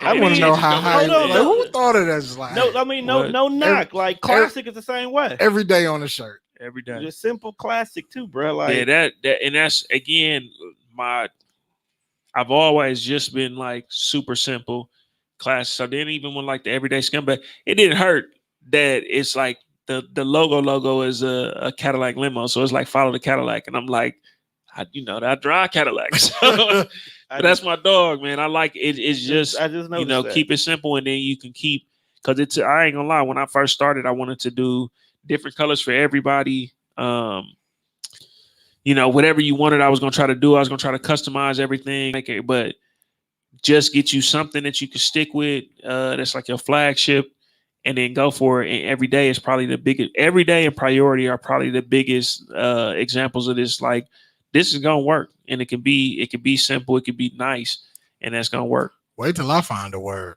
Yeah. Soon as I find a word, I'm out here. Saying, bro, put it on everything. Soon as we find a word, Tone, you just put it in there and people see it. Putting them on what socks. I seen Stephanie drop drawers, and I'm like, man, bro, I got a whole thing. I got some whole little like. Will there be scumbag drawers? Bro, yeah, no, they are for sure. So I have this whole thing where I'm like, scummy drawers. Yeah, I'm with it. Listen, because I actually did scum like a scumbag. Like a duffel. I remember. I think it was. Did you bring it here when you was on Scale Show? It was. The shirts that I had was in there. Yep. So it was because chicks when they go spend the night with, they say they got their hoe So bag. you making your scum? Yeah, he was. I need that. Got the scumbag. Yep. So I just wanted to make sure if I can get I can get everything to be 100, then I wanted to do it. But I had found some bags, and I'm just like, all right, cool, let's do it. So you want to get scumbags for the trip? I gotta get scumbags, bro. I'll make it happen. Matter of fact, that'll be good. And I'm salty because I wanted to come here with gifts. So them would be my gifts for y'all trip. You are a boy, bro. We don't right. Nothing from you. Know. Like I just want to have a conversation. You are one of the podcast friendships I'm glad happened, and it happened organically. Right on. Like it wasn't like, ooh, this nigga got the moves. Let's be his friend so we can get the. No, it was like, no, this nigga is actually fucking funny. I think people think I'm stuck up. No, they think you're an asshole. Cause I don't talk to people. But when you talk, you're an asshole. Like, and then when you walk into these parties, you're like, I know, dog. But like I've seen them around, but like I don't want to walk up and say hi just because I don't know how niggas gonna react. But that's what. And I don't want to be the nigga that just I got my hand down. You be like, what the fuck is you? Oh, see, and that's what I think a lot of people I think we kind of struggle with too. It's just I didn't been in like bike clubs and I guess like car clubs or whatever. And then a lot of the stuff be like politics, and I don't do well with stuff like that. Like I think we all just, you know what I'm saying? We all just cool. We just people. If you get a bad vibe from a person and you don't jam with them, cool. It's just, but I'm like, I'm gonna give everybody a try. My only thing is it's difficult for me to just be like, all right, cool, I'm reaching. But once I meet a person, I'm cool. I think I give everybody a chance to just, you know what I'm saying, be 100. I'm gonna be 100. Like when I be talking about like the stuff with Don, like meeting him at Real Bar Talk. You know what I'm saying? I met Tori through pod stuff. We went to the same high school and stuff. He a little bit older than me, but it's just one of them things. Like if it can happen, if it happens organically, I don't want to never feel like it's no forced stuff. But I feel like you feel like, man, do you want to reach out? And because it's people who, I know people who like, I'm popular in the right. That be my exact thing. Because like niggas know you. Yeah. I don't want niggas to just. Like it's cool. We all do the same shit, and we all gonna be in the same space. Like. I don't want to be that popular. Just know my company, but I don't want to don't know me. But I will say everybody that I did have a preconceived notion about, like just from meeting them, like when we do all the little parties and shit, everybody's cool. Yeah. I thought Tony was a dick. Yeah, why Tony? No, I swear to God, I thought Tony was a dick until I met him at like the Red Cup party. He was cool as a He wanted to help me get the little video game tournaments. Tony a real nigga. Man, shout out to Tony because Tony funny because his woman, he's like, man, I ain't gonna be able to wear no scumbag stuff. I'm gonna be honest. You know what I'm saying? But doing everyday scumbag, he was able to, sneak it in there. You know what I'm saying? So, but it was it's cool because you get to meet these people and you just build these relationships. Like when I first started, like let's say like Teezy, I heard about Teezy talks and I'm just like, man, that's cracking. I know Bam, I know Marquise. So I'm like, damn, all right, cool. Like I end up being in Diamonds wasted, talking to her for a long time. So where I like, damn, I feel like I'm talking to you forever. Like, but it was just asking questions about like the pod and stuff. And these people was actually just really, really cool about being like, right, this is what's going on. Like, this is this. And you know what I'm saying? We can help you do this. And if you want to branch off and do your own thing, that's cool. But like even partnering with Deuce, I asked her like who you record with and how can I get in? I promise she told me douche, like a female douche. And he still saved in my phone like that, like 4-5 years later. Like I never changed it. It's just that's what I thought. Everybody think that's what his name is when we say it. Like no, I when it used to be when I before I physically met Dooch, I thought it was the nigga from UTBG. Oh, it was a rapper that kicked it with the name Dooch. Yeah, I thought it was him. I was like, them niggas came on the show one day. I don't like them niggas. Oh, you talking about UTBG like They didn't like them. Man, I grew up with they cool, Kel but it was like the day when they did the interview on our show, it was like I don't have a problem with them. Not my favorite people. That's all I'm gonna say. It's like, I get it. You know what? Though, to be 100 with you, I get it. From some people, you gotta kind of like know them. But I met them, Mikhail and more like. Probably I graduated 03, so I'm talking about like 04, 05. So Oh. You are. You know what I'm saying? But I know, like right now, like I used to have long, like real long braids or whatever. I'm if not I go to their surprised. grandma, if I go to You their look like grandma a drug house, they dealer. was. That's what everybody said though. That's what was crazy. But I look like I smoked weed and I don't smoke. I drink. Really? I don't smoke. Like I will indulge, but I don't. But it's not your hobby. No. And the crazy part is like I'll be at work and they'll be coming over to see because like at the job it used to be like if you could smell it on them, you need 2 people to smell it on them, and then so they come over and I'm like, just ask me. You know what I'm saying? And you can come over here and smell as much as you want to, but I just first I don't sleep, so my eyes are always red and my allergies. You know what I'm saying? Right. But it would. But I knew them since whatever. Like I go to their mom and they grandma, as old as she is, she'll just still be like, hey, why you cut your hair off? You know what I'm saying? So I mean, I get it though. They're my people though. Yeah, like you said, not my. I get a lot of people who've had you know what I'm saying, similar opinions though. I remember when I first met them, I thought Mac and Mark was 2 people. Mac, you thought it was 2 people? Yeah, well, because I used to be I used to be a rapper. Yeah, and we would go down to you know where Quarters is, right? I do know what Quarters is. Bar on the east side. Yeah. And they would have the open mic nights. Right. And Mac and Mark was always in there. So like when they were introduced, I'm like, who are these? Because like, you know, I'm standing in the back by the door and shit, so I can't really see who's on stage. And they were introduced, Mac and Mark coming to the. I was like, I've never seen these two. Like, who are these 2 people? Then I found out, I was like, oh, it's just one person. One person. Yeah, Mac and Mark. Because that's how they was at Mac and Mark instead of Mac and Mark. Yep.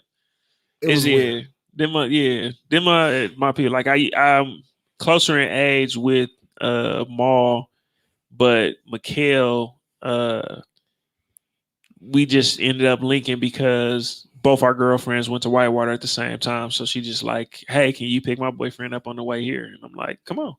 You know what I'm saying? So we arrived and then all of a sudden it was just like all the time we was around each other, me, him, and everybody who they was with. So I remember the UTBG movement when they had it. They did make some good music. They did. Yeah. I like that bitch. It's still my favorite song. Yeah. That's still a jam. You're a terrible human being. It's a jam. I want to play it at my wedding. And that serves why you're a terrible human being. What? We can't play that at my wedding? No. Why not? I feel like I should. You know what? I feel like I should be able to play that. If she lets you get away with it. And then I feel like when I had a cousin. As a matter of fact, they just got their 1 year anniversary, man. So congratulations to y'all. But I remember him at the rehearsal wanting to play Outkast and who all on this song? The UGK one? Yeah, the UGK song. The Players Anthem? Yeah. So she was like, no. I'm not against that though. I'm not against it because you got to listen to what he's saying though, and he's saying like I found who I want to be with. Yeah, only if they just playing Andre's verse. If they just playing Andre's verse, but it makes a lot of sense. Big Boy went. But Big Boy was like, I should have won. You can't let it go all the way to the end of that. Right now. I also told whoever I wanted to be married to, my wedding vows, they had to let me rap Lil Wayne, Prostitute. And everybody keeps saying that's such a bad song choice. It's only because of the title. If you probably listen to the lyrics, they probably wouldn't. But the lyrics, I wouldn't care if you like. Look, bro, that's how deep the love is. I wouldn't care if you was a prostitute. And as you hit every man, that's like, look. As long as you keep it G with me, we are good. And you're gonna be my best man. You're gonna sing backup. Dog, I'm gonna shake my head. Like do the ad-libs, man. As a best friend, you signed up for this. I don't think a lot of dudes understand that when you become best friends with somebody, you signed up for a lot of stuff that you might not agree with. I just want you to keep that same energy when I'm calling you at 1:30 in the morning and I'm saying, get your shoes on. We gotta go hide the body. I just get you. I'm with it, bro. People gotta die. When you got the good fellas moments. Right, like look. Just don't tell me what we're doing. Now I won't. Just tell me we're going like a fool round. I was like, I was like, get dressed, come with me. And as long as we stop at a McDonald's. When we get there, I was like, hit that nigga, I'll do the rest. Oh, that's cool, bro. You want me to hit him with the shovel? Whatever you so you know you gotta be like that with your people though. You gotta like pistol whipping. Whatever you gotta hit him with. You gotta do it in the moment, and then y'all can talk about it later on. Right, man. We probably should have did that, but you can't do it in the moment. No, once it's done, it's done. It's done. Checked out for the night. Yeah, she gone. That's how much her sister knocked out on the couch out there. All right, yeah. I'm about to wake her up. It's bedtime. 10. It's 10. bedtime. So with that being said, we'd have had Lou out past his bedtime. Man, I ain't gonna lie, man. Lou he'd probably be printing something if he was home. I'd have shot back down to the shop because I ended up falling asleep before I got up to do the car stuff, and I'm just like my wife walked away, like left her and her mom went to go have like a little drink, and when she came back, I was just up moving around. I'm like, I know I gotta do shit. They used to you doing this. Yeah, you know, she what? I was like, how is that? Because both of y'all are entrepreneurs, so y'all technically don't have set schedules. No. How do y'all make you almost damn near gotta done like you gotta kind of put that into work, but she just like it's tough because I think for her it's easy to say like I get it. So like I'm a hustler, you know what I'm saying? Right. And it's a lot of people who are hustlers, and that don't always, I think sometimes it had like a negative meaning, but it's no, I don't do nothing illegal. No, you know what I'm saying? But that's when you need to run it up. I think white people. A hustler is a person who always will find a way to get the job done. Get it done. So you know what though? I used to have this, and I play around with this in my mind, like especially when people be like, "Oh, she like him because he got money," or he this, and I'm like, no, maybe she just like him because he a hustler. Maybe because he's a hustler. Your situation is different. Yeah. I mean, on the scale show, she didn't even give you a second chance. None of that, because at the time, that's the type of hustler I really was, and that did not impress her in the least. You know what I'm saying? And you know, when it's like a challenge, then you just like, oh, this don't impress you, huh? Please change that ringer. You don't like Pokemon? Bro, it's a simple fact that your phone always go. Niggas be in a serious conversation. Gotta catch him up. Like, bro, I don't even know why he's calling. I don't. Got time for. They probably trying to figure out where you at. I don't have any money right now. Do you need to reevaluate your friends if they only call you? No, I'm just saying. No. The person that was. See, this is what happens when like your best friend of like 15 years is like also your weed dealer. Oh, okay. So he probably, because I told him, I'm like, because he lives on like the south side. So I'm like, bro, whenever you on my side of town, just hit me. Give me a courtesy call like when you in the ghetto. So how you gonna get mad at him for giving you the courtesy call? Because I can't answer the call right now because I'm in the middle of a podcast. I mean, technically you could. And technically, I don't want to be like, we're not going to do no drug deals on the air. On the air, I'm just saying, just like, hey, bro, I'll call you back in 15. Bad enough, everybody know I got a weed habit. But again, like y'all just recently went on vacation, didn't y'all? Or came back from vacation? Yeah, we did. Well, we did the Arizona thing, and we actually stayed mostly to ourselves or whatever. But yeah, we can ready to go to. I'm gonna take her to Houston. Her birthday is in June, like right around Father's Day. So it's always like I gotta get her something again, and then she gonna give me something. But it's difficult because it's like she'll say like I get it, I understand, but I have like the worst form of tunnel vision. So like it'd be everybody like, man, you ain't really talk to nobody in a minute. What's going on? But if I'm zoned in on something and I got like a goal, I'm gonna go do that. Right. So for us, again, it's one of them things like when I tell people and they don't be believing it, like I'm really an introvert. I don't have to see these people when I'm talking on like podcasts and stuff like that. Like if I'm doing this, so it's cool to talk, but I will really just chill. For this though, for her, she just like I had to consciously tell myself like I remember you got to go do this, so we'll go eat or whatever and go drink if we can. And again, this the thing that I started doing, which was all right, I'm gonna cut myself off at a certain. It's been time. It's been times so like months at a time, especially with the priority stuff. I'll be in the shop until like 4 or 5 in the morning. I can see that. And she not going, you know what I'm saying? She is not going at all because one, our city just not, I said this on Scale Show, like our city just kind of crazy right now. And you know what I'm saying? Right. And they about to open up on the 15th of June too. Yeah. Oh, wait, what are we opening? Everything is back to normal, bruh. Yep. But we still wearing masks. That's going to be the rule. Like if you got your shot, you ain't got to wear it. If you didn't get your shot, you still got to wear your mask. And how does everything is open, bro? Yeah. How does they even go? Like how you gonna know? Exactly. But you know, it's a tough thing. So, but for like even now, like I know I'm like, all right, cool. Either I'm up now. I've been sipping a little bit. Yeah, he gonna go home. Probably gonna go home. I ain't gonna like 2070 regular shirts, bro. But I'm gonna probably go to this. I'm like, do I want to go to the shop? Because what I'll do is if I'm up, let me prep myself for the stuff that I got to do tomorrow, or let me whatever. And then now I know, like, she hate when I go. Like, shout out to Simona and Steve, man, at MKE Nice. Now, like, if I go, she hate when I go there because I'm gonna play bar dice, and then I'm gonna be drunk. You know what's crazy, bro? I still don't know how to play bar dice. What? You know what's crazy? I don't bro? get it. Our old listen, I'm gonna recording show you why. spot was literally 2 blocks from there, 2 blocks, and we really didn't pop in there that much. Y'all, it's just a smooth place. She wanted to turn it into. Simona wanted it to be a pod bar, and that's what I heard, and that's why I was like, you know what, that's gonna be a cool partnership. But then COVID hit, and it was like, isn't that the place they was doing the music battle? Yep. Yeah, the music battle. That was some of the. You would like it because they got an old WWF WrestleFest game there. Shout out to Steve. Oh, we going. The one with $1 Million Man and all. Oh yeah, I remember a row full of quarters in that put that joint. in there, man. And this shit, like, I go in there, I play pool. Yeah. Me and Terry was playing darts one day in there. Look, I'll show you how to play because, like, Seth play. Because has anybody ever ran down like the bar dice kind of little how they work for you? I just see niggas play bar dice, and I just like, it's a cup. It's like 7 dice. Yeah. Like it's like Yahtzee. It's like 5. It sounds like Yahtzee. Yep. So like, that's not how we shoot dice in the ghetto. Exactly. No, we playing 4, 5, 6, or we just shoot dice. But no, but like if it's like, let's say it's us 3, we go to the bar. We playing.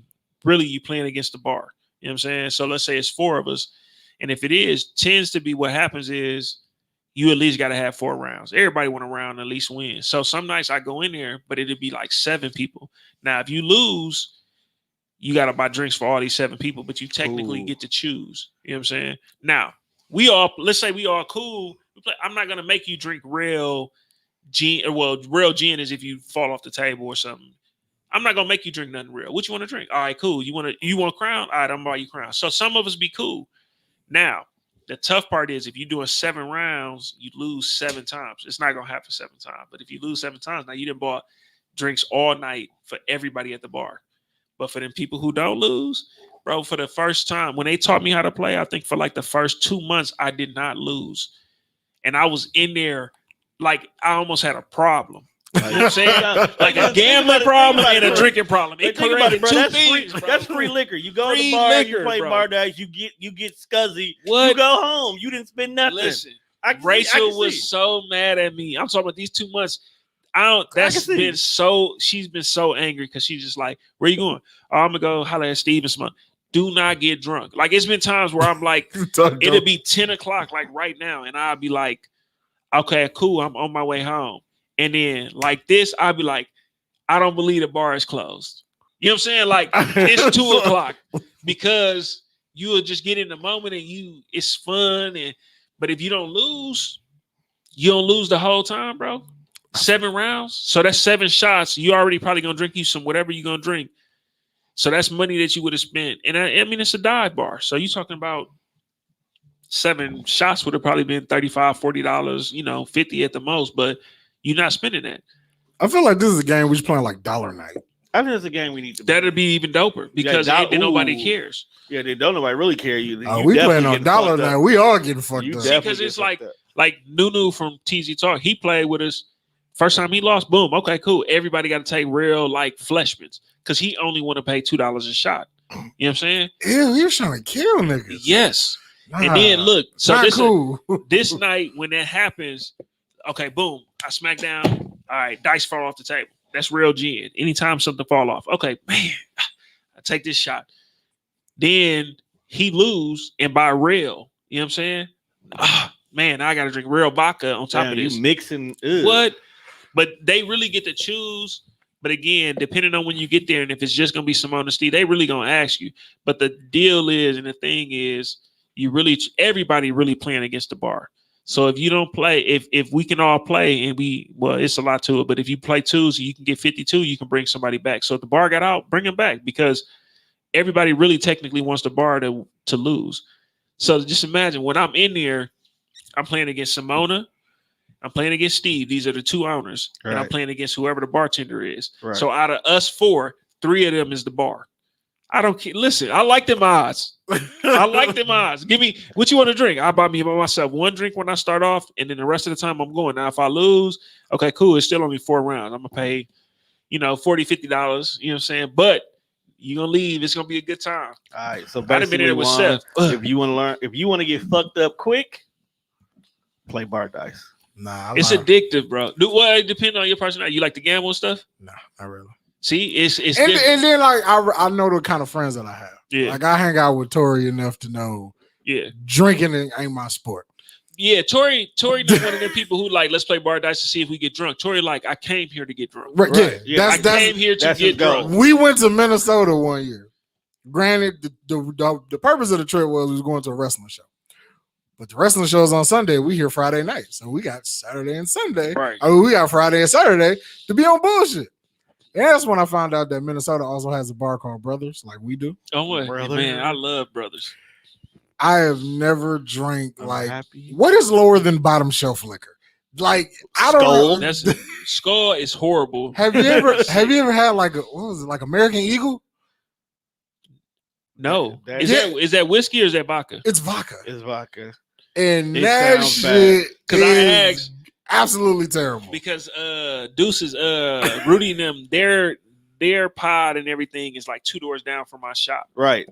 And they was in there one day and they bought whiskey, but it had like an American Eagle on there. And that's why I asked, because they was in there drinking and they was saying it tasted horrible. Doug came to the kickback this weekend with a bottle of Gentleman's Jack.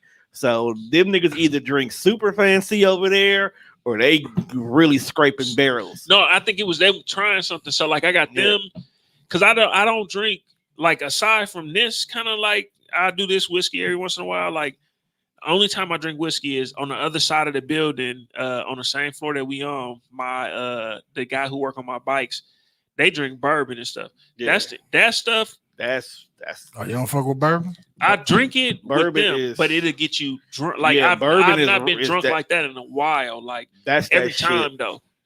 Every time. It's like a bar. And I'm like, how are y'all working on bikes in here? But they don't come in until late. You know what I'm saying? They come in super late.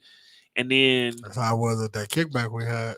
Are you talking about this recent one or the one before? No, the one before. The last the one we just had recently, I was just high as fuck. You was high as fuck. Like I was in a cloud for like 3-4 hours. I do what you call it. I do like in my mind, I'd be like, yeah, I do an Eddie Murphy. Like I do some edibles, and then I'll smoke here and there, but it's just not like my thing. But because I like to be on my square, and if I feel like I'm like, dog. I think that's what people don't understand about me. Like I understand when I've reached the point of like, all right, I'm sitting on the moon and I can see the earth.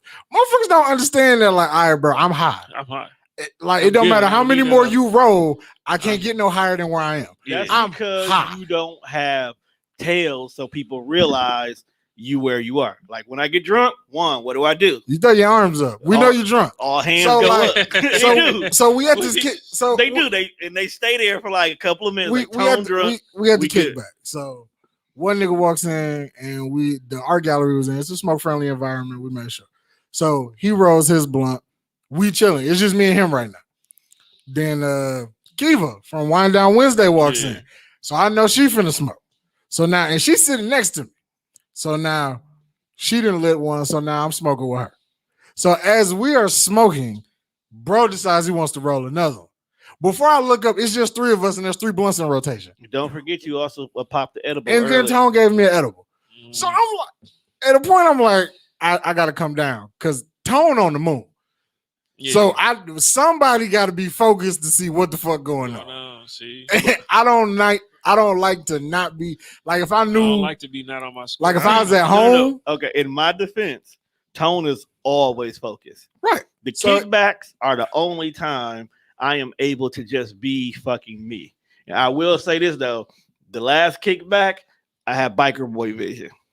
Because that edible kicked in right when we got ready to leave. Oh, like the movie? Like where it's just like it's just that's all I'm gonna show you. I wish y'all the movie did. He also left the ugly sweater party like that. Oh, it was a Halloween party. The year you dressed like. So I'm done. I'm trying to remember. It took me all the time to remember what is it like. I'm so fried off of these edibles. How many did you eat? Man, 2. So I'm like. I'm trying to. Dog, I don't think my little brother would be able to like. So I'm done. I'm fried because I done hit this already. I'm like, all right, cool. You know, we're on vacation. I'm enjoying myself. But I'm trying to tell my guy, like, bro, I cannot remember. I'm Rachel recorded me doing this. What was I laughing at? My little brother was there with his female.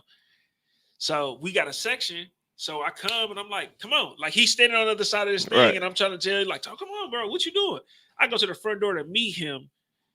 And then I come back. I didn't forgot about him. I'm high. I didn't came back. I sit down. I look up. He's still standing there. And I'm like, bro, what are you doing? You trying to come in? And he like, so he really wasn't trying to come in. And it made me laugh so hard, bro. After this, I was crying. You know what I'm saying? And I'm like, dog, I'm really high. That's how it be. Like when you realize you there, you start laughing. Edibles always the funniest simplest shit.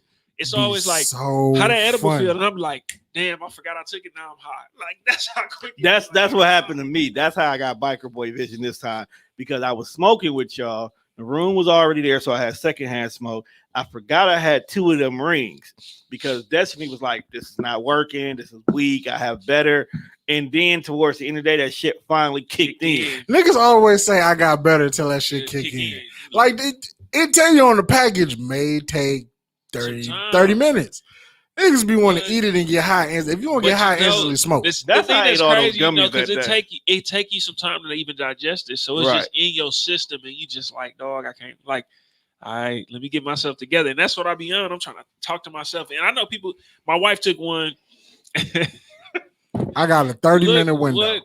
No, till you get like there? When I eat edibles, like depending on how many I've eaten, I know I got like at least a 30-minute window. Like one day I ate like 3.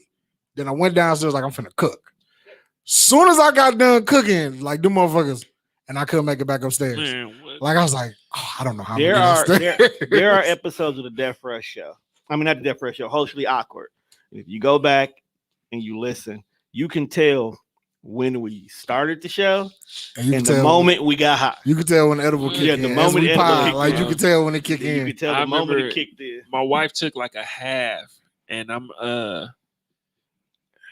trying. I never remember what I was doing for her to call me, but I was far, and she just like, come. We had Skybox. I need to come, and I'm like, I said I was on my way. Blah blah blah. She like, no, like come now. So I'm like, all right, cool. Like, you know what, cool. We go. I get her to drink, and she like, I need to talk to you. And I'm like, what you doing? What the fuck? I just got here. You know what I'm saying? So now I'm panning the whole restaurant, like, the whole bar. I'm like, who here? Who said something to you? And we step outside. And she's like, I'm like, what's going on? And she just like, we gotta go. I'm like, I don't like this. I'm high. And I'm like, oh, that's it? That's it? Come on, let's go. Like, come on, you would. Let me, I'll take my food to go. We'll walk it out. You know what I'm saying? Let's go. But she hates it.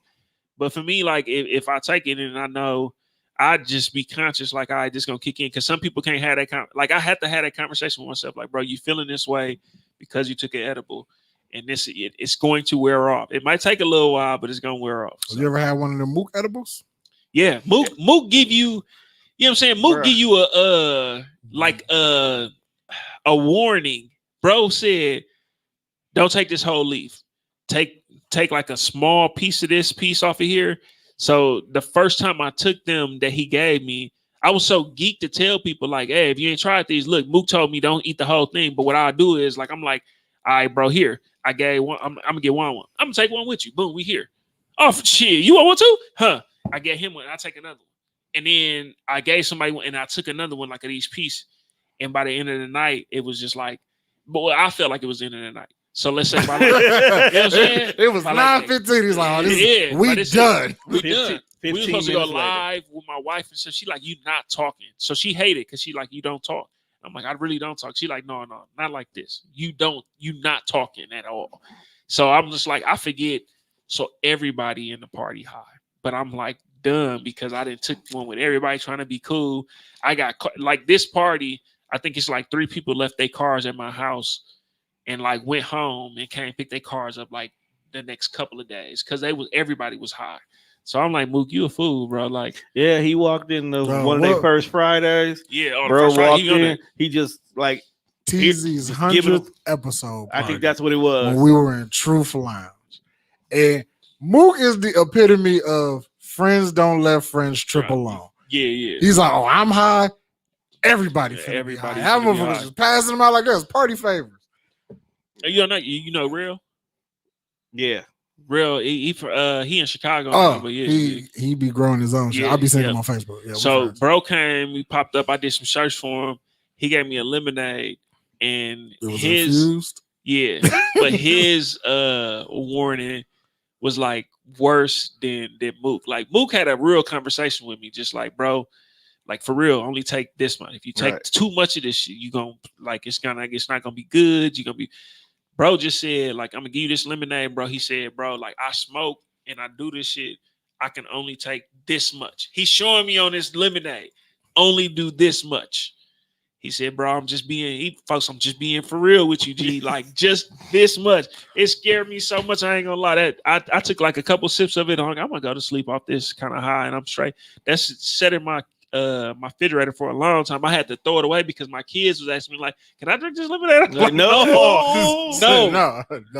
That is not, bro. That is not melatonin. He had them too. It's not melatonin. It's not the kind of sleep. Does he still have any of this lemonade?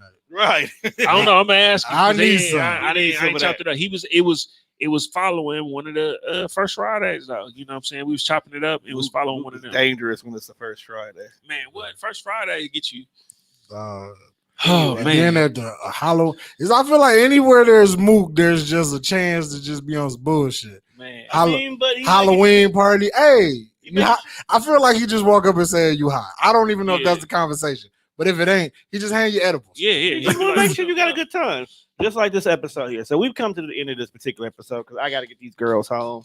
One sleep on the couch, the other one looking at me like, nigga, why am I still out? Yeah, my son calling me because he called me to say his son calling, one weed man calling him. So that means we got a little bit too late. We want to thank Luke for coming in with us. This has actually been a pretty dope episode. Appreciate y'all. You're more than welcome to always come back. Shit, you ain't even got to call us. Just be here Thursday at 8:30. Like real talk. But make sure you check us out on all streaming platforms: Spreaker, Spotify, iHeartRadio, wherever else you listen to your podcast. Make sure you check the live on YouTube every Wednesday at noon. Make sure y'all get y'all some Scummy merch. Make sure you get it. I'm about to go and give Lou his opportunity to plug himself. Lou, tell him where they can fuck with you at. Yeah, you can hit me. At MKE Louis V or MKU _Louis V on Instagram. Louis Vasquez. Make sure it's me and not my dad on Facebook. The website is VasquezPrinting.com. But I'll be, honest. I've been fortunate where a lot of stuff never even make it to the website because people have been supporting so much that it's been going right away. So I'm gonna try to make sure I keep that updated. But yeah, if the website. Email is vasquez.printingco@gmail.com. If you hit me and it's something that you want, that you see, or if it's something that you want me to make custom for you, I can make it happen. I'm just waiting on them dash shirts, bro. Get some fat nigga sizes too. Yeah, no, I remember I remember the conversation. So not just kind of like bigger, but the tall tees. So I'm gonna have something for you, especially for your Olympics. Yeah, because I told Deuce this too. I'm like, I fuck with you because you my nigga, and I love the concept of every day and anytime like. Bullshit. Yeah. 2 o'clock in the morning. Hey, dude, I just bought a pair of shoes. I need you to make me something. He answers. So all right, cool. Right. Cool. So he's be like, what color you need? Or like, why he be out getting the merch, he'll FaceTime me. Hey, this the color you want? So I fuck with dog on real tough. It's just like, bro, I'm tall. Yeah. It's not about getting the fat. I'm tall. I need both. So like when I put because I bought 2 from you. So the orange one fits nice. But when I put the black one on, I'm like, I'm a little too tall for this. Too tall, yeah. I'm gonna make sure. So I gave it to my sister. So okay. We gonna make it work out, especially for some t-shirts, and then I'm gonna drop some Scummy bags for y'all, man. Make sure that we all the Scummy outfit I saw you post on Facebook with the paint splatters. Oh yeah, that was the shirts. Yep, I can maybe make that happen too. I like that. You doing the short set? You doing the full short set? Yeah, that's what I want, a full short set. So I had hoodies with jogging pants, and then I was like, man, they end up having the shorts that matched them, so I did that too. But I'm gonna look and see, like I did a set for like Seth, so he'd be like, man, I know it's kind of tough, man, because I'm a big dude, I'm a big nigga, man. I need this and this. So I'm trying to make sure I find it because, man, I definitely appreciate it. You cater to us big niggas, you guaranteed to get our money. Yeah. No, I'm on that. I'm gonna try to listen, I need it all. You and Dooch can have all my money as long as it fit. Yeah, I got you. No, the tall T stuff we gonna work. Me and him getting ready to do another collab though. We gonna make the hoodies did really well with the Everyday Scumbag. We're gonna do some Everyday Scumbag hats and then Everyday Scumbag everyday hoodie t-shirts. I just want to definitely scumbag. But it's about to be hot. That's So hard, dog. Like I can't get no everyday scumbag hoodie. It's about to No. be 90 degrees in That's this what I'm motherfucker in a saying. minute. I just I want move like codes though. I just like want I'm to- already looking for the fall stuff. man. I swear to God, I be hating them. Yeah, they already look They be right now. like, You "Damn." probably go in there. They probably changed up. Like their I whole can walk thing in with- there right now. Get your back to school. Like nigga, Yep, back to school. they're not even out yet. Fuck it. Nah, Let me use my. They was like, 15%. ain't no summer. We back to school right away. Right, they be on it. But Anyway. this was a great episode. This was a Thank my dope-ass nigga Louis episode. for coming through, man. Appreciate y'all. Appreciate y'all. Like what you like. Don't be a dick about it. And that's pretty much it. Scumbags coming. Oh yeah, Scummy season. Scummy season. Oh man.